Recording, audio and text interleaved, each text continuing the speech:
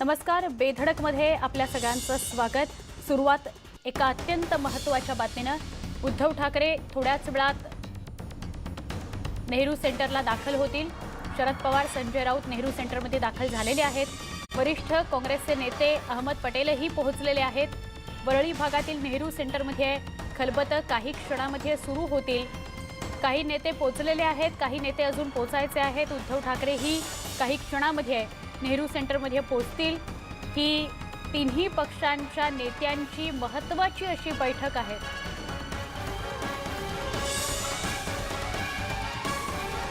उद्धव ठाकरे हे सुद्धा नेहरू सेंटरमध्ये पोहोचले असल्याची माहिती मिळते। नेहरू सेंटरमध्येच या तिन्ही पक्षांमध्ये चर्चा झाल्यानंतर पत्रकार परिषद सुद्धा होणार आहे आणि आजच सत्ता वाटपाची अधिकृत घोषणा होईल का या संदर्भात चर्चाही होऊ लागलेल्या आहेत। पृथ्वीराज चव्हाण, बाळासाहेब थोरातही या बैठकीला उपस्थित आहेत। सगळे नेते नेहरू सेंटरमध्ये पोहोचलेले आहेत आणि या बैठकीतून काय निष्पन्न होतं आणि आजच अधिकृत घोषणा होऊन सत्ता स्थापनेसाठी राज्यपालांकडे बहुमताच्या आकड्याचं पत्र जातं का, निवेदन जातं का, सत्ता स्थापनेसाठीचं पत्र जातं का, हे सगळं बघणं अत्यंत महत्त्वाचं ठरणार आहे। आता महाराष्ट्रामध्ये नवं पर्व सुरू होणार आहे। शिवसेना, काँग्रेस आणि राष्ट्रवादी काँग्रेसच्या सत्ता स्थापनेची जी काही खलबतं आपण बघतो आहोत त्या माध्यमातून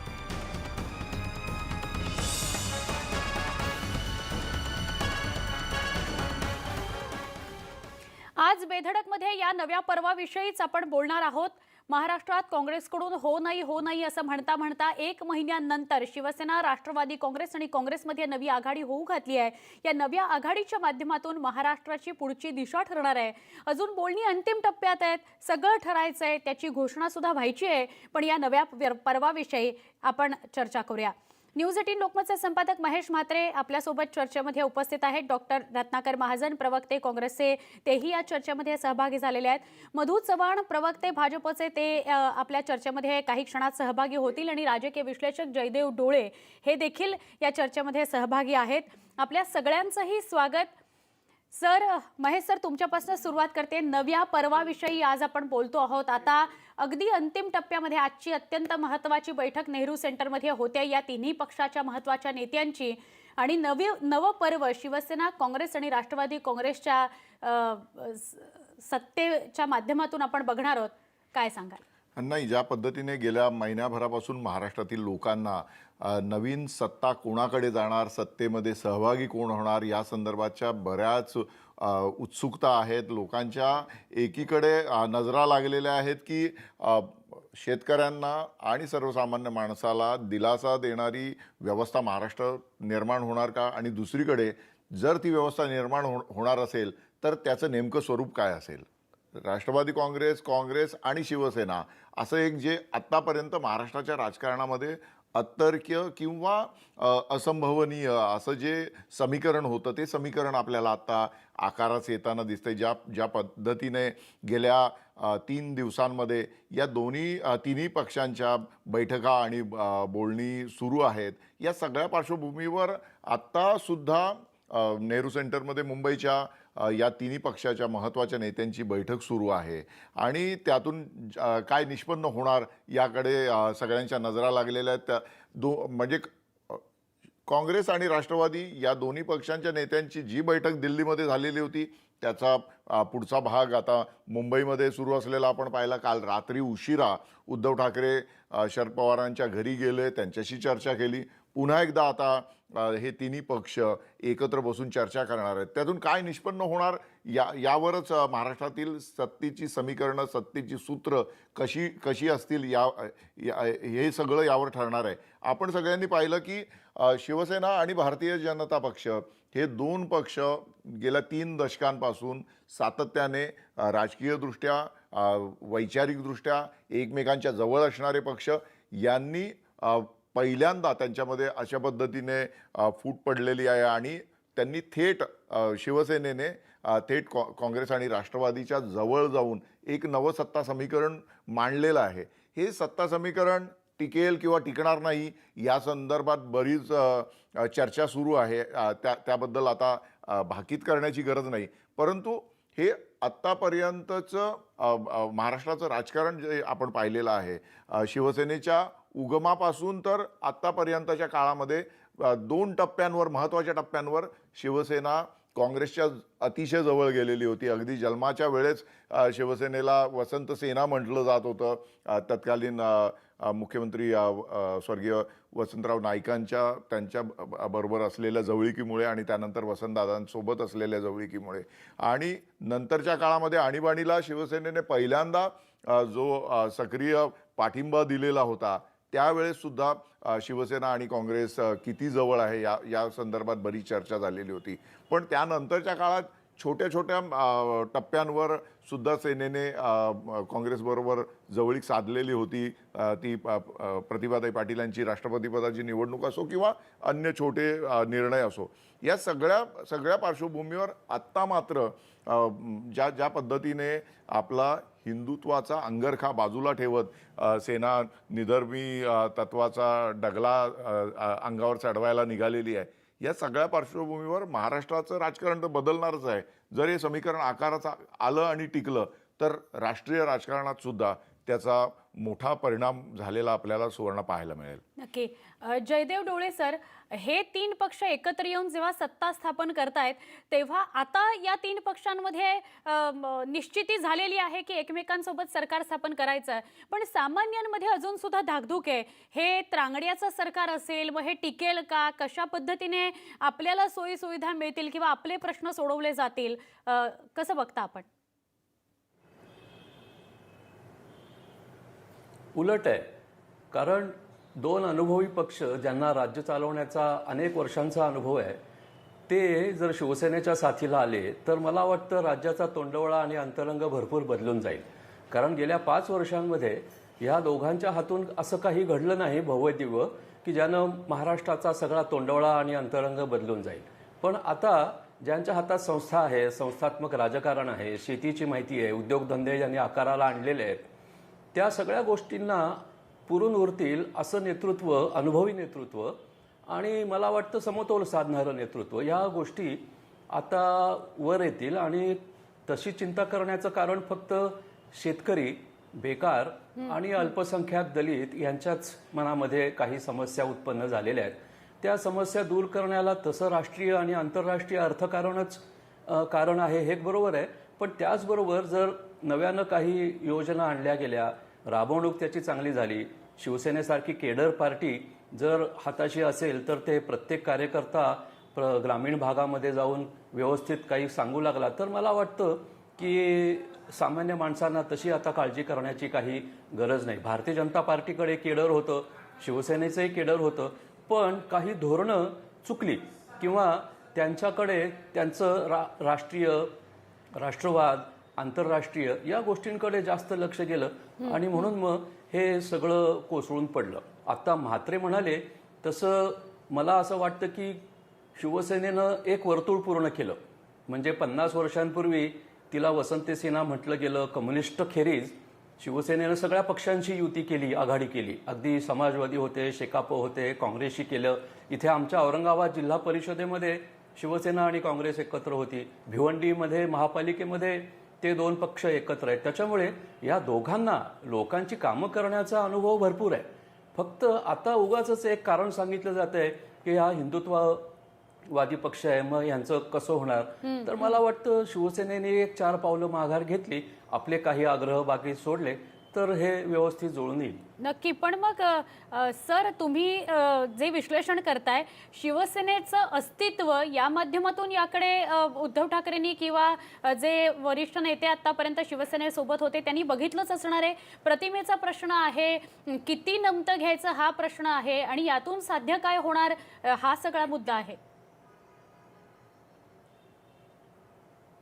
सामना गेली अनेक वर्ष कठोर हिंदुत्वाची, ज्वलंत हिंदुत्वाची लाईन सोडून देताना दिसतोय. म्हणजे सामन्याचा खप हा अति हिंदुत्वामुळे रोडावलेला होता असं माझ्या कानावर आहे. पण त्यांनी सर्व पक्षांना साथ दिल्याबरोबर किंवा सर्व समाजाला सोबत घेतल्याबरोबर सामना आता इतर वर्तमानपत्रांसारखा दिसू लागला. तर हे धोरण मुखपत्रच जर बदलत असेल तर पक्ष का नाही बदलू शकत? आमचे अब्दुल सत्तार काँग्रेसमधून शिवसेनेमध्ये गेले आणि जिंकून आले. त्या माणसाला काही भीती वाटत असेल की नाही? तर मला असं वाटतं की शिवसेनेचा जरी हिंदुत्वाचा खूप मोठा पवित्रा असला तरी असं कोणतं हिंदुत्व त्यांच्याकडे होतं जे भाजपकडे पूर्वापार आहे, ज्याला वैचारिक गोळवळकर गुरुजींचा, देवरसांचा, हेडगेवारांचा वैचारिक आधार आहे. तसा वैचारिक आधार काहीच नाही. उलट मला वाटतं प्रबोधनकारांची फार मोठी परंपरा शिवसेनेकडे आहे.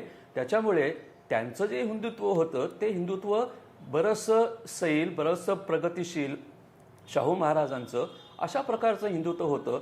हां, आता मराठवाड्यामध्ये अँटी दलित, अँटी मुस्लिम असे पवित्रे घेतले. आता अँटी दलित आणि अँटी मुस्लिम पवित्रे त्यांना कमी करावे लागतील किंवा थांबवावे लागतील, कारण काँग्रेस आणि राष्ट्रवादीची मतदार संख्याच ती आहे. त्याच्यामुळे अशा कुठेतरी तडजोडी कराव्या लागतील हे ओळखूनच शिवसेना या पक्षांसोबत जाती आहे. नक्की. मधू चव्हाण सुद्धा आपल्याबरोबर जोडले गेलेले आहेत. पण सगळ्यात आधी मी रत्नाकर महाजन आपल्याकडे येणार आहे. रत्नाकर महाजन, आपण नव्या पर्वाकडे म्हणजे काँग्रेस, राष्ट्रवादी काँग्रेस आणि शिवसेना यांच्या होऊ घातलेलं जे सरकार आहे, महाविकास आघाडी असा नावाची निश्चिती आता झालेली असं कळत आहे, तर याकडे आपण कसं बघता, फायदे तोटे या अनुषंगाने? रत्नाकर महाजन आपल्या बरोबर काही क्षणात जोडले जातील, त्यांच्यापर्यंत आवाज पोहोचत नाहीये. मधू चव्हाण, आज नितीन गडकरींनी हे वक्तव्य केलंय की हे असं त्रांगड्याचं जे सरकार आहे ते काय 5 वर्ष टिकणार नाही, इनफॅक्ट फार काळ टिकणार नाही. आपल्याला म्हणजे सगळ्या भाजपचीच ही भूमिका आहे, आपल्यालाही असं वाटतं? नाही, मुळामध्ये त्या ठिकाणी अपशकुन करावा या सरकारला या अर्थाने वक्तव्य केलेलं नाहीये. माझं बोलणं ऐकायला येतं मॅडम? होय होय होय, हो, आपला आवाज येतोय. पोहोचतोय मधू सर. तर याच्यामध्ये मुद्दा असा आहे की मला जयदेव डोळे बाकी कोणी काही बोललं असतं तर मला त्याचं काही नवल वाटलं नसतं, एवढं ते मनावर मी घेतलं नसतं. पण एक विचारवंत मध्ये डाव्या असू देत, उजव्या असू देत, भारतीय जनता पक्षाने संघ परिवाराचा द्वेष करणारे आहेत. पण इतक्या सुंदर त्यांनी शिवसेनेला समजावून घेतलेलं आहे की त्या मला असं वाटतं की कौतुक करावं त्यांचं त्यांनी. मला असं वाटतंय की माननीय बाळासाहेब ठाकरे, स्वर्गीय बाळासाहेब ठाकरे यांची हिंदुत्वाची भूमिका, त्यांना हिंदू हृदय सम्राट म्हणतात, आणि त्यांनी आता तुलना केलेल्या अर्थात बरोबर आहे. जेव्हा नवीन समीकरणं येतात तेव्हा नवीन समीकरणं परस्परांना समजावून सांगण्याची, त्यांनी एकमेकांना समजावून घेण्यापेक्षा डोळे साहेबांनी अतिशय सुंदर शब्दाने सांगितलं की त्यांचं हिंदुत्व हे प्रगतिशील आहे, शाहू महाराजांचं आहे, आणि त्यांना प्रबोधनकारांची हे भूमिका आहे. ते बरोबर आहे. माननीय बाळासाहेब ठाकरेंनी पोटात आणि ओठात असं कधी वेगळं केलेलंच नाही. जे ओठात येईल तेच पोटामध्ये, जे मनामध्ये असेल ते शब्दातून बाहेर व्यक्त करायचं. त्यांनी आता ओबीसीच्या बद्दलचा अहवाल जो होता तो अहवाल त्यांनी कधीच स्वीकारला नाही. मराठवाड्याची भूमिका त्यांनी ज्याप्रमाणे सांगितली त्या ठिकाणी, घरात नाही पीठ आणि कुठे मागताय विद्यापीठ, हे त्यांचे उद्गार होते. ते बरोबर चूक हा भाग वेगळा, पण त्यांनी काही त्या ठिकाणी लपवून ठेवलेलं नाही. आणि मला असं वाटतंय की आता परवाच एक शिवसेनेचे खासदार पालघरचे त्यांनी सांगितलं की भारतरत्न पदवी, अरे बाबा तू गडबड करून त्रास देत असणार, डिस्टर्ब करू नका, भारतरत्न पदवी ही सावरकरला दिली पाहिजे. लगेच काँग्रेसचे खासदार माझे मित्र दलवाई त्यांनी प्रचंड त्या ठिकाणी प्रतिक्रिया व्यक्त केली. आणि अशा तऱ्हेचं मला असं वाटतं की एक वैचारिक दृष्ट्या वेगवेगळ्या भूमिका आहेत. काँग्रेसची भूमिका तुम्हाला आवडो न आवडो, एक त्यांची भूमिका आहे निश्चित. मग अल्पसंख्याकांच्या बाबतीत असेल, बाकी कुठल्या बाबतीत असेल, किंवा काँग्रेसचे आता कुमार केतकरांसारखे नेते ते सरळ सरळ सांगतात की मला धोरणं पटली न पटली तरी मी नेहरू घराण्यांचा चाहता आहे. मी भाट हा शब्द वापरत नाही. त्यांचे नेते, त्यांचे कार्यकर्ते लपवून काही ठेवत नाही. तसं एनसीपीचं नाही. एनसीपीचं त्या ठिकाणी मला असं वाटतं की पूर्वच्या वेळेला आम्ही सगळे आशू अडवाणी, उत्तमराव पाटील, प्रमिलाताई टोपले. पण मधू चव्हाण, आता सगळ्याच राजकीय विश्लेषकांचं किंवा पत्रकारांचं हेच म्हणणं पडतंय की शिवसेना बदलत चालली आहे. सामनामधून तर ती दिसलीच, पण आता जेव्हा महाविकास आघाडी होऊ घातली आहे तेव्हा तर ती बदलताना दिसतेच आहे. चांगलं आहे ना, ज्या वेळेला 3 वेगळ्या पक्षांची विचारांची, पक्ष म्हणण्याच्या विचारांची माणसं एकत्र येतात आणि कॉमन मिनिमम प्रोग्राम त्या ठिकाणी त्यांना आखावा लागतो, त्यावेळेला असं बदल घडावाच लागतं. उदाहरण देतो आपल्याला, माननीय स्वर्गीय अटल बिहारी वाजपेयी यांच्या नेतृत्वाखाली सरकार आलं त्यावेळेला 370 कलम, जे एनडीएचं सरकार झालं पहिल्यांदा 96, 98, 99 वगैरे त्या काळामध्ये, त्यावेळेला 370 कलम, राम मंदिर, समान नागरी कायदा हे आमच्या आस्थेचे विषय आहेत. पण आपण ते तुर्तास बाजूला ठेवतो. पण त्यावेळेला आम्ही हे जाहीर केलेलं नव्हतं डोळे साहेब, की आम्ही हे सोडलेले आहेत. आता काँग्रेसच्या विरोधात जर एकत्र यायचं असेल भिन्न पक्षांच्या लोकांनी, किंवा स्वर्गीय जयप्रकाश नारायण यांनी ज्यावेळेला जनता पार्टीची स्थापना केली त्यावेळेला जनसंघ विसर्जनाच्या वेळेला स्वर्गीय अटलजींचं भाषण मला आठवतंय की हा आपला छोटा जनसंघाचा दिवा आहे, नक्की. तो विझवून आपण मोठा दिवा करतोय. म्हणजे विचार थोडे आपण व्यापक घेऊन आपल्यामध्ये समावेश घेतोय. पण आम्ही विचार सोडले नव्हते. ज्यावेळेला राऊतांचं काल वक्तव्य काय आलं की प्रियंबल मध्ये काय धर्मनिरपेक्षता. आता धर्मनिरपेक्षता काँग्रेसची वेगळी आहे, नक्की. आमची वेगळी आहे आणि शिवसेनेची वेगळी आहे. काँग्रेसची धर्मनिरपेक्ष म्हणजे निधर्मीवाद, आमची धर्मनिरपेक्ष म्हणजे appeasement to none, justice to everybody, आणि शिवसेनेचं कट्टर हिंदुत्ववाद. त्या 3 गोष्टी आहेत त्या त्यांनी सोडलेल्या नाही आहेत. आता सुद्धा त्या ठिकाणी माननीय उद्धवजी ठाकरे यांनी सांगितलेलं नाहीये की आम्ही आमचं हिंदुत्व सोडलेलं आहे, की 80% मराठी माणसाचं कल्याण आणि नाही, बाकी नाही. सगळं. पण म्हणून नक्की. एकच वाक्य बोलतो. हो. म्हणून मला असं वाटतं गडकरींनी जे भाष्य केलं ते अपशकुन करण्यासाठी नाही. त्यांनी आता राज्य करावं. आमचे 105 आहेत, आम्ही नाही करू शकत. आमच्या शुभेच्छा आहेत त्यांना. नक्की. जयदेव डोळे, हा कट्टर हिंदुत्ववादाचा मुद्दा आला म्हणून फक्त थोडक्यात आपली प्रतिक्रिया. कट्टर हिंदुत्ववादापासून आम्ही सगळेच कालपासून चर्चा करतोय. महेश सरांनी सुद्धा काल मुद्दा उपस्थित केला होता की सॉफ्ट हिंदुत्वापर्यंत ऑलरेडी मार्गक्रमण शिवसेनेनं सुरू केलेलं आहे.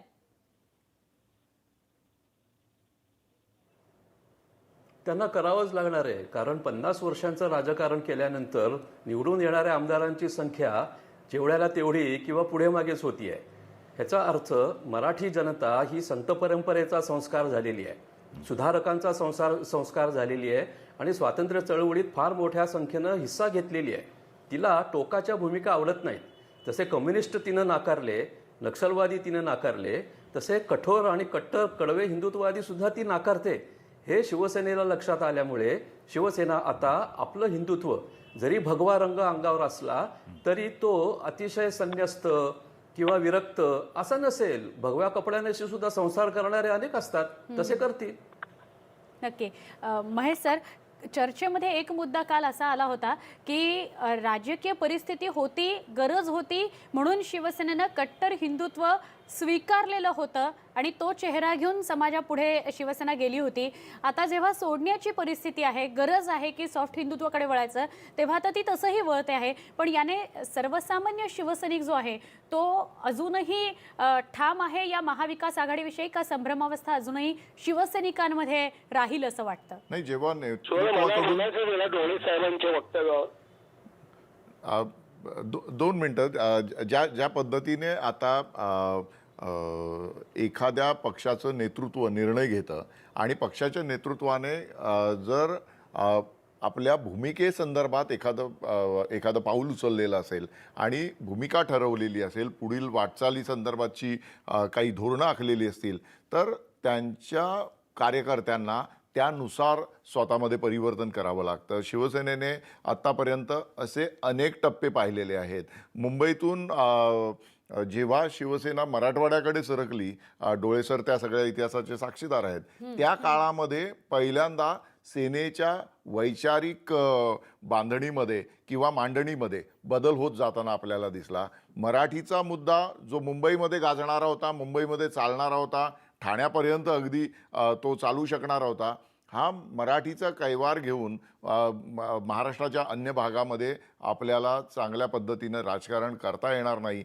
हे जेव्हा लक्षात आलं शिवसेनेच्या, त्यावेळेस पहिल्यांदा शिवसेना हिंदुत्वाच्या दिशेने सरकलेली दिसली. आणि हिंदुत्वाचा कैवार घेतल्यानंतर शिवसेनेला 80च्या दशकामध्ये भारतीय जनता पक्ष येऊन मिळाला आणि त्यानंतरचा सगळा इतिहास आपल्या डोळ्यासमोर आहे. तर या सगळ्या पार्श्वभूमीवर आपण पाहिलं की जेव्हा मराठीचा कैवार सोडून जेव्हा शिवसेना व्यापक हिंदुत्वावर बोलायला लागली, तेव्हा सेनेवर अनेक मराठी वर्तमानपत्राच्या अग्रलेखातून टीकेची झोड उठवली गेलेली आहे की तुम्ही मराठीचा कैवार सोडलेला आहे आणि मराठी लोकांना वाऱ्यावर सोडून आता तुम्ही व्यापक हिंदुत्वाची भूमिका घेतलेली आहे आणि तुम्ही तुमच्या मूळ भूमिकेपासून ढळलेला आहात. या सगळ्या वादळाला तोंड देत बाळासाहेब ठाकरेंनी आपली जी वैचारिक भूमिका होती ती सातत्याने हिंदुत्वाच्या बाजूने लावून धरलेली आपण पाहिलेली आहे. त्यानंतरच्या काळामध्ये आत्ता म्हणजे लगेच तातडीने जर नजीकच्या काळात झालेला बदल जरी आपण पाहायचं ठरवलं तरी लक्षात येईल की आदित्य ठाकरे यांचा उदय झाल्यानंतर सेनेमध्ये ज्या प्रकारे शिवसेनेची जी कट्टर मराठी वादाची जी भूमिका होती ती सुद्धा अजून डायल्यूट झालेली दिसली. ती म्हणजे आपण वरळीमध्ये ज्या पद्धतीने वेगवेगळ्या गुजराती, कन्नड, तमिळ, तेलुगू, उर्दू या भाषेतले बोर्ड आपल्याला लागलेले दिसले आणि त्या म्हणजे आदित्य ठाकरे यांचा प्रचार करणारे बॅनर वेगळ्या भाषांमधून लागल्यानंतर जो एक मोठ्या प्रमाणात चर्चेचा गलका निर्माण झाला. त्यामुळे दुसऱ्या तिसऱ्या दिवशी ते बोर्ड पुन्हा खाली उतरवलेले होते. परंतु सेनेने दाखवलं होतं की आम्ही बदलतो आहोत, आम्ही वेगळ्या व्यापक दृष्टिकोनाकडे जायला सिद्ध झालेलो आहोत. तेव्हा सुद्धा कार्यकर्त्यांमध्ये विशेषतः मुंबईतल्या कडवट मराठी कार्यकर्त्यांमध्ये संभ्रम निर्माण झालेला होताच. परंतु सेनेमध्ये असं उघडपणे बोलण्याची पद्धत नाही आहे. शिवसेना ही काही फार लोकशाही न मानणारी असल्यामुळे कार्यकर्त्यांना सेना प्रमुखांचा आदेश मानण्याची त्यांच्याकडे पद्धत आहे. त्यामुळे आता सुद्धा जेव्हा उद्धव ठाकरे यांनी ज्या पद्धतीने काँग्रेस आणि राष्ट्रवादीच्या बरोबर जाण्याचा निर्णय घेतला, सैनिक दबक्या आवाजामध्ये आपसामध्ये या विरोधात बोलताना दिसत आहेत, परंतु अजूनही उघडपणे कोणी बोललेलं नाही आहे. कदाचित पक्षाच्या बैठकांमध्ये याविषयी चर्चा होत असेल, परंतु पुन्हा मुद्दा तोच येतो की जिथे एकचालकानुवर्तित्व असतं ज्या संघटनेमध्ये, तिथे या अशा प्रकारच्या विचारमंथनाला फार वाव नसतो. नक्की. डॉक्टर रत्नाकर महाजन, क्षमा करा आपल्याकडे उशिरापर्यंत पोहोचते कारण आपल्यापर्यंत आवाज पोहोचत नव्हता. आपण या नव्या पर्वाकडे म्हणजे महाविकास आघाडीकडे कसं बघता? आज जी भीती नितीन गडकरींनी व्यक्त केली आहे की फार काळ काय हे सरकार टिकणार नाही, पण आपण मात्र तो विश्वास कालच व्यक्त केला होता की असं काही होणार नाही, कॉमन मिनिमम प्रोग्रामवर 5 वर्ष हे सरकार टिकेल. आपल्याला आत्ताही असंच वाटतं का? आणि सर्वसामान्यांचं काय, तेही अजून तशाच संभ्रमावस्थेत आहेत? गडकरींनी जी शंका व्यक्त केली त्या शंकेचा आधार काय होता, तर ते असं म्हणाले ही काही विचारधारेवर आधारित आघाडी नव्हे, त्यामुळे ही टिकणार नाही. गडकरींना प्रतिप्रश्न असा विचारला पाहिजे की 35 वर्षाची जुनी विचाराधारित आघाडी ज्यांना टिकवता आली नाही त्यांना दुसऱ्या आघाडीच्या बद्दल असं मतप्रदर्शन त्या आघाडीचा कारभार सुरू होण्याच्या आधीच व्यक्त करण्याचा काय अधिकार आहे? तुमची एवढी 35 वर्षांची विचाराधारित मैत्री होती ना, मग ती का नाही टिकली? आणि ती टिकली नाही याची जबाबदारी मोठा भाऊ स्वतःला म्हणून घेणाऱ्या भारतीय जनता पक्षाचीच आहे. त्यामुळं आता जर काही विधायक घडत असेल तर त्याच्या बाबतीत अशी शंका व्यक्त करण्याचं कारण नाही. दुसऱ्या भाषेत मूल जन्मण्याच्याच आधी ती किती वर्ष टिकेल, ती किती वर्ष जगेल माहीत नाही, अशी शंका व्यक्त करण्याजोगं हे आहे. आता शिवसेना आणि काँग्रेस आणि राष्ट्रवादी काँग्रेस यांच्यामध्ये वैचारिक भिन्नता आहे ही तर जगजाहीर गोष्ट आहे, त्याच्यात लपवण्याजोगं काहीच नाही. आणि म्हणूनच काँग्रेसला अनेक मुद्द्यांची शिवसेनेकडून स्पष्टीकरण हवं होतं. त्याच्यात एवढे दिवस गेले आणि ते जाणारच, त्याला काही इलाज नाही. कारण असं आहे की इतके दिवस म्हणजे हे जे सांगतात ना की शिवसेनेने काँग्रेसला पाठिंबा दिला वगैरे, तो इतिहास झाला. पण त्या इतिहासाचं आपलं आपलं कारण होतं. त्यामुळे ती इतिहासातली उदाहरणं आज जशीच्या तशी लागू पडतील असं नाही, कारण आज नवा इतिहास घडतोय.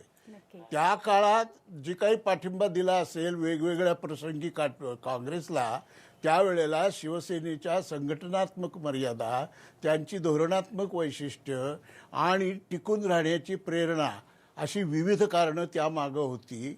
पण तो इतिहास झाला, आता त्याच्यात जाण्याचं काही कारण नाही. आज नवा संदर्भ असा आहे की वैचारिक आधारावर 35 वर्ष असलेली युती जेव्हा मोठ्या भाऊ म्हणवणाऱ्यानं तोडली, त्यावेळेला धाकट्या भावापुढं काय पर्याय होते?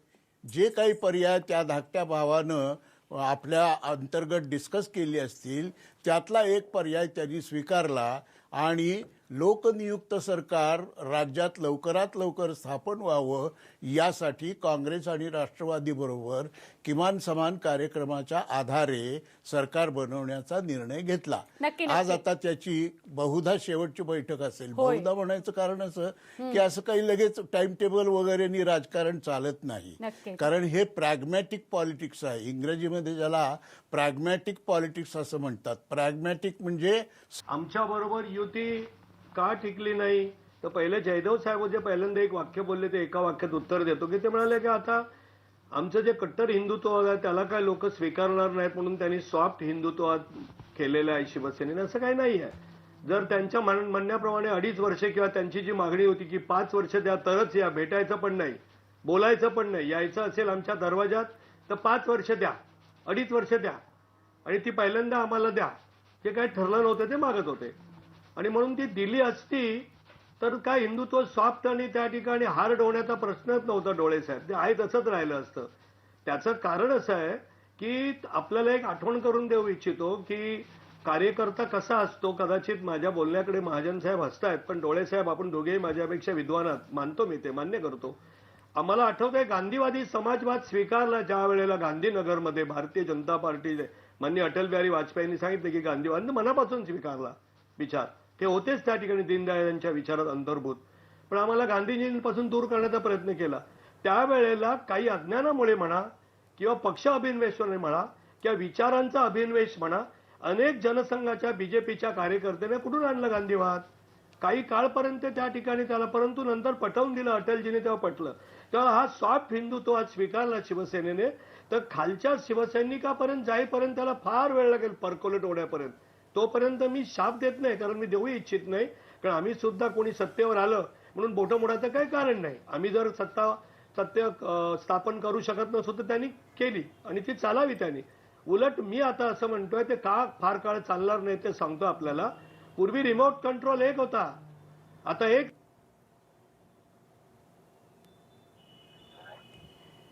मधु चव्हाण, आपला आवाज आमच्यापर्यंत पोहोचू शकत नाहीये, पुन्हा एकदा आपल्यापर्यंत पोहोचते. पण प्रफुल्ल साळुंखे आमचे प्रतिनिधी आपल्या संपर्कात आहेत. प्रफुल्ल, बैठक अजूनही सुरू आहे का? काय घडामोडी, काय अपडेट? सुवर्णा, जवळपास अर्धा तास झाले ही बैठक जी नेहरू सेंटरला सुरू आहे. तिन्ही पक्षांचे प्रमुख नेते जे आहेत ते या बैठकीत आहेत आणि सत्ता स्थापनेचा दावा करण्यासाठी उद्या राज्यपालांकडे संध्याकाळी तिन्ही पक्षांचे नेते जे आहेत ते राज्यपालांकडे जातील आणि याच मुद्द्यावर या ठिकाणी चर्चा होते. अंतिम स्वरूप जे आहे ते यापूर्वीच देण्यात आलेलं होतं, पण जो सर्व संमती म्हणजे ज्याला आपण म्हणतो सर्वांच्या उपस्थितीत सर्व प्रमुख नेते पहिल्यांदाच या ठिकाणी एकत्र येतात. कारण आधीची बैठक जी झाली आहे ती जी समिती होती त्या समितीची बैठक झाली, पण सर्व प्रमुख नेत्यांची बैठक ही जी आता होती आणि ही अंतिम बैठक असेल आणि या अंतिम बैठकीमध्ये सर्वांना की सत्तेचं वाटप कसं असेल, त्याचबरोबर एकूण समान कार्यक्रम कसा असेल, तिन्ही पक्षांचे नेते समोरासमोर जे आहेत ते स्पष्ट करतील. मुख्यमंत्रीपद कोणाकडे असेल, कुठली खाती कोणाकडे असतील आणि कशा पद्धतीने हे सरकार जे आहे ते 5 वर्ष काम करेल, हे संपूर्ण भूमिका जी आहे ती तिघांसमोर या ठिकाणी मांडली जाईल.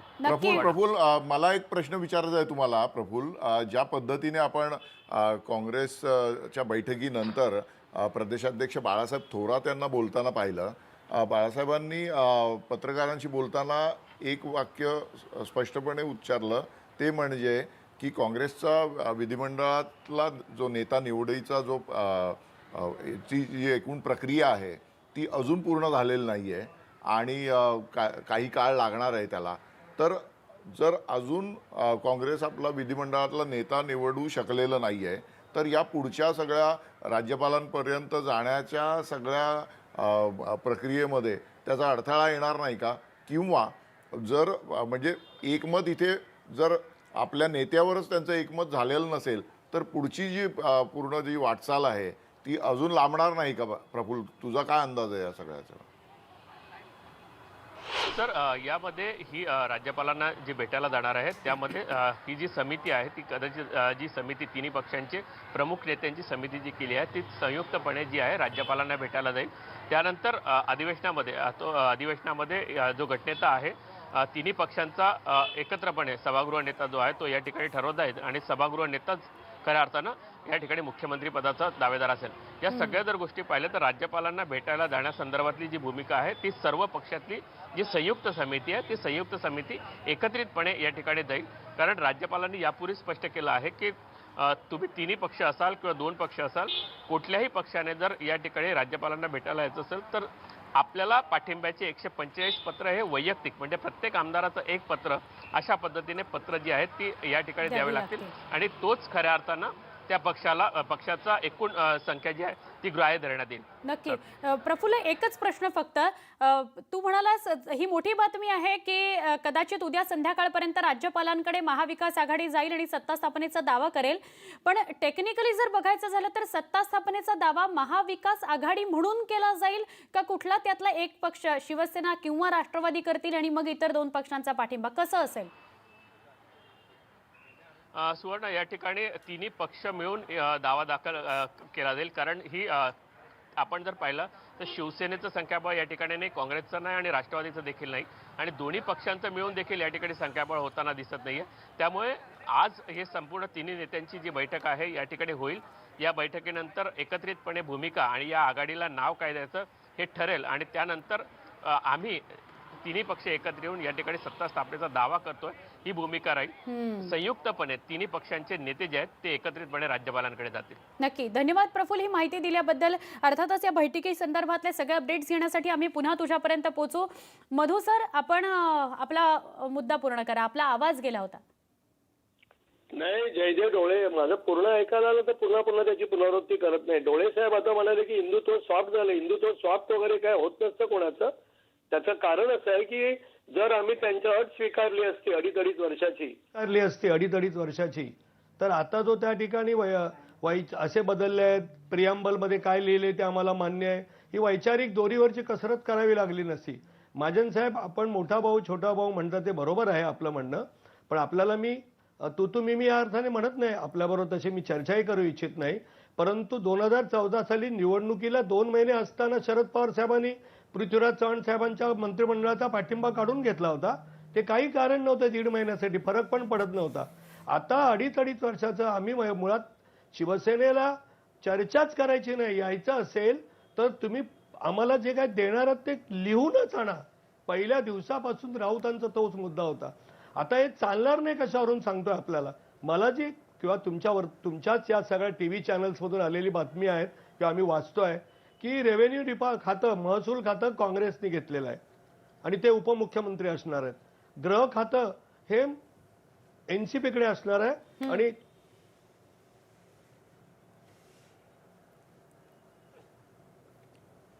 पुन्हा एकदा मधु चव्हाण यांचा आवाज गेलेला आहे. जयदेव डोळे सर, कॉमन मिनिमम प्रोग्रामच्या आधारावर जर सत्ता स्थापन करायची म्हटली तर या कॉमन मिनिमम प्रोग्राममध्ये नेमकं असेल काय? म्हणजे वैचारिक मतभेद जिथे नाहीत किंवा त्याची ॲडजस्टमेंट करायची म्हटली तर या कॉमन मिनिमम प्रोग्रामवर 5 वर्ष हे सरकार कसं चालेल, यात काय मग इन्क्लूड केलं गेलं असेल?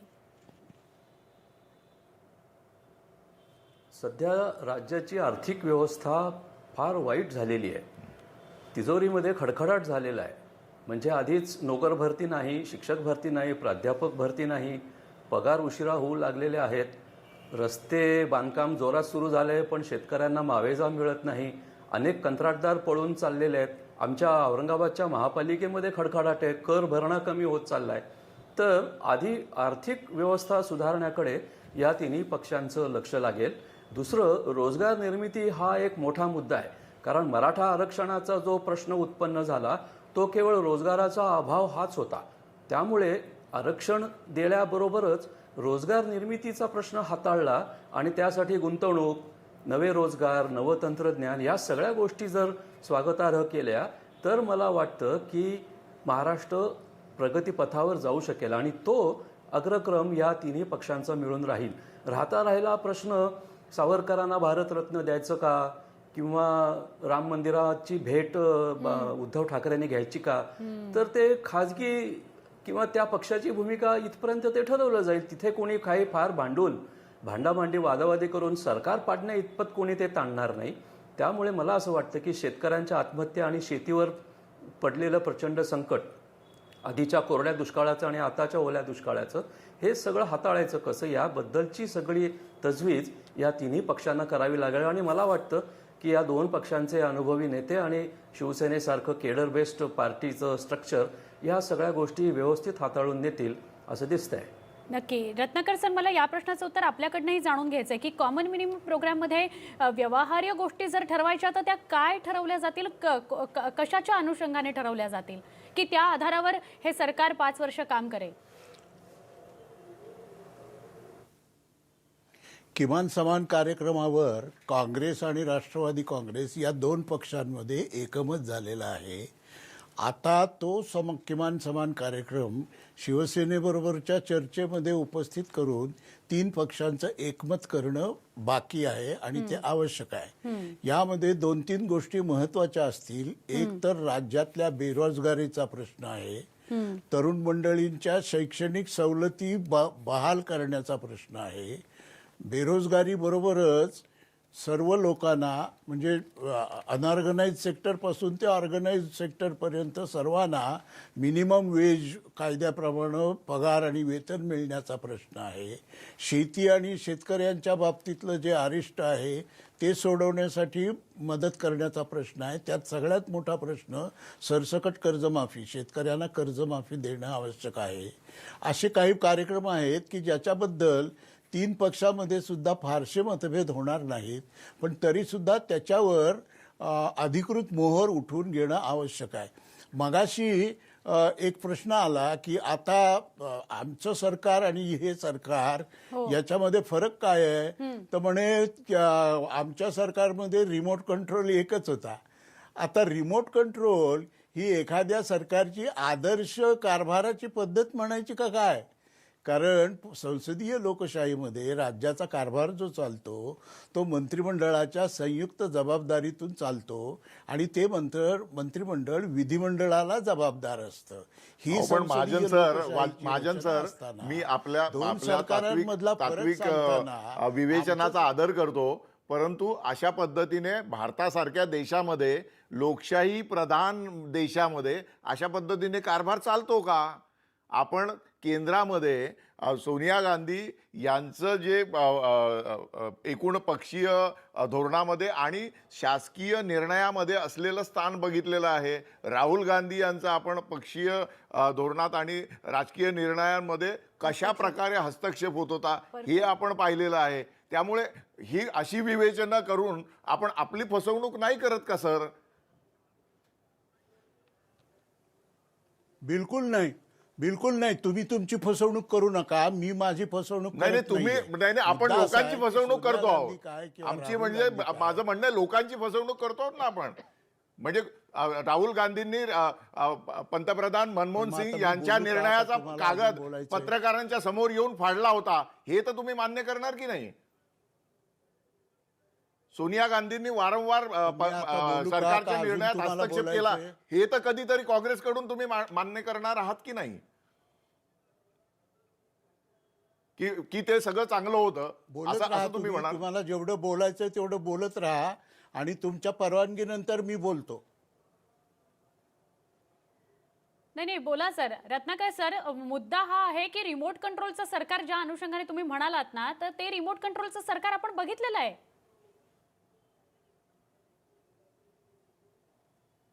अजून कुणाला बोलायचं असलं तर बोला.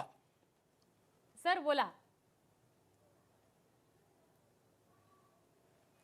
असं आहे की सोनिया गांधी काय किंवा राहुल गांधी काय, हे दोघेही सत्ताधारी काँग्रेस पक्षाच्या कार्यकर्त्यांमधून नियुक्त केले गेलेले अध्यक्ष होते. शिवाय सोनिया गांधी या एका ते जे वेगळं मंडळ होतं ज्याच्यामध्ये NGOचे प्रतिनिधी होते, एक्सपर्ट्स होते, काही विद्वान होते, त्याच्या अध्यक्ष होत्या.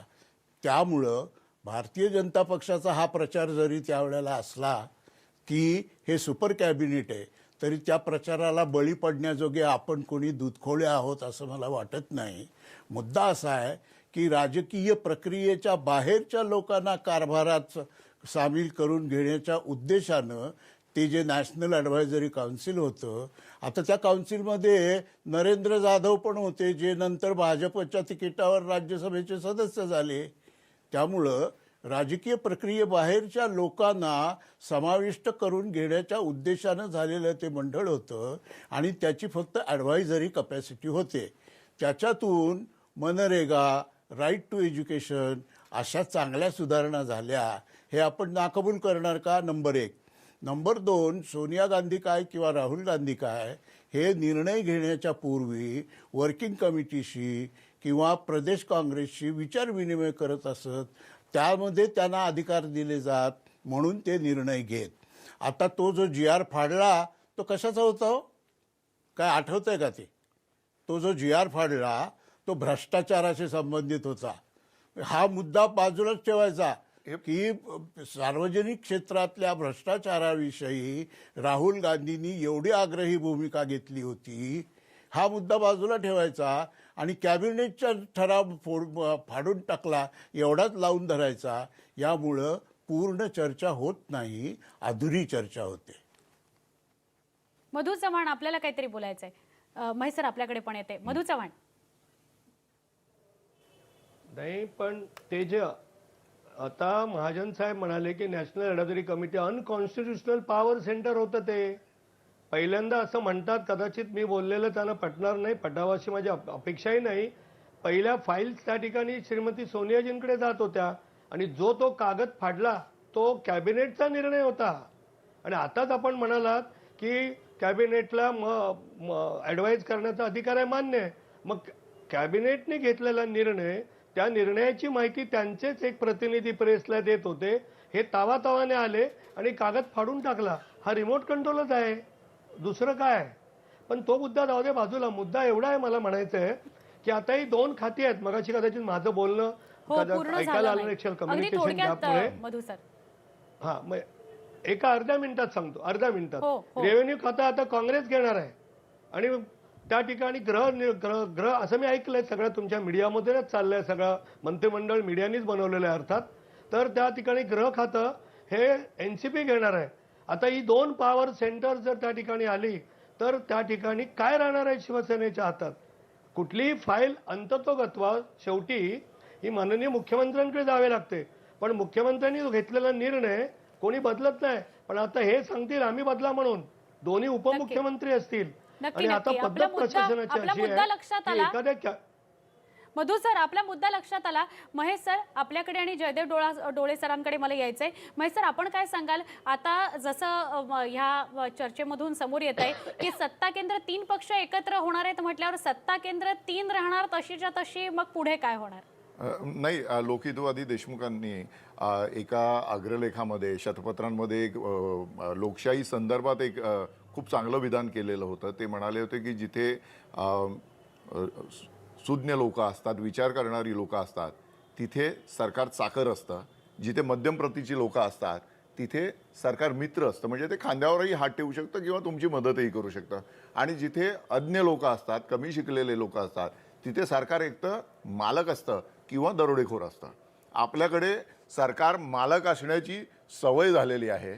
त्याच्यामुळे पक्ष कुठलाही असो, पक्ष नेतृत्व हे आपलं लोकनियुक्त कसं आहे, ते घराणेशाहीचं नाही आहे, ते रिमोट कंट्रोल करत नाही आहे असं सांगण्यासाठी जी काय तात्विक कसरत वेगवेगळ्या पद्धतीने करण्यासाठी लोक पुढे येतात, ही कसरत करून ज्या सर्वसामान्य लोकांची फसवणूक केली जाते, त्यांच्या डोळ्यामध्ये धूळफेक केली जाते, हे ज्या दिवशी थांबेल त्या दिवशी आपल्याकडे लोकशाही प्रणालीनुसार सरकार स्थापन होईल. तोपर्यंत हा जो खेळ चाललेला आहे आणि या खेळाचं समर्थन करणारे विद्वान लोक आपल्याकडे आहेत, हे अशीच परिस्थिती चालू राहणार.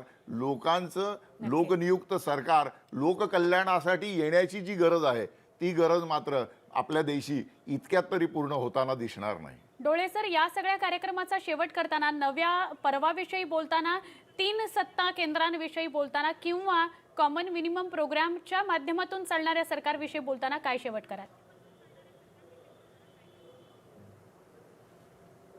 असं आहे की महाराष्ट्र आता भाजपच्या हातून गेला हे दाखवून देण्यासाठी आणि यापुढचा केंद्राकडे जाण्याचा रस्ता मोकळा करण्यासाठी शरद पवार आणि सोनिया गांधी यांना किमान संयम पाळावाच लागेल आणि तसाच संयम पाळायची जबाबदारी शिवसेनेवर सुद्धा असेल. म्हणून मला असं वाटतं की 5 वर्ष स्थिर सरकार देणं ह्यांचं अग्रकर्तव्य आहे. कारण पुढच्या सगळ्या निवडणुका महापालिका, जिल्हा परिषदा, पंचायत समित्या वगैरे वगैरे तिथं सुद्धा काँग्रेसला आणि राष्ट्रवादीला शिवसेनेसकट आपल्याला लोकमान्यता मिळवून द्यायची. म्हणून मला असं वाटतं की आता remote control, super power, extra constitutional power centre या गोष्टी बाजूला पडतील. जिथे आता महाजन म्हणाले की प्रॅग्मॅटिक पॉलिटिक्सचा जिथे अंतर्भाव असतो तिथे किमान मिनिमम प्रोग्रामाच्या आधारावर किमान सहमतीवरच राजकारण केलं जातं आणि देशापुढे जर एक आदर्श घालून द्यायचा असेल तर मला असं वाटतं की ह्या तात्विक गोष्टी किंवा प्रशासकीय गोष्टी अजिबात आडव्या येणार नाहीत. हे पवार आणि सोनिया किंवा बाकीचे नेते बघतील. नक्की. आपण सगळे या चर्चेमध्ये सहभागी झालात त्याबद्दल आभार. विषय हाच आहे की कुठेतरी सरकार स्थापन व्हावं, लवकरात लवकर व्हावं, ते स्थिर सरकार असावं आणि जर सामान्यांचं भलं त्यातून होणार असेल, शेतकऱ्यांचं भलं त्यातून होणार असेल तर मग बाकीच्या गोष्टी आड येणार नाहीत. आता कुठल्या मुद्द्यांवर हे सरकार स्थापन होतं हे बघायचं. आपण या सगळ्या घडामोडींवर लक्ष ठेवून असणार आहोत. बैठकीत काय होतं हेही आपल्यापर्यंत पोहोचेल. आता इथंच थांबतोय. पहा फक्त न्यूज 18.